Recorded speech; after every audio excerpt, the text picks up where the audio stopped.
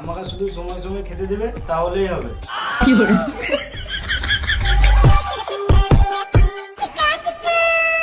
লে সামনে মদ রাখা আছে, চল এবারে মনের কথা খুলে বল।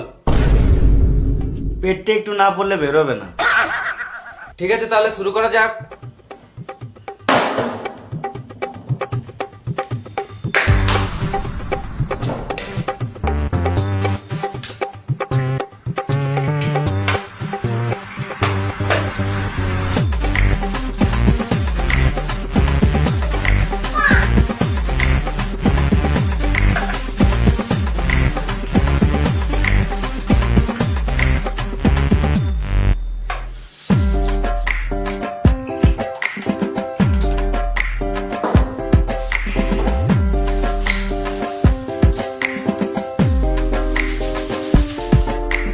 বাবা তোমার গার্লফ্রেন্ড ছিল?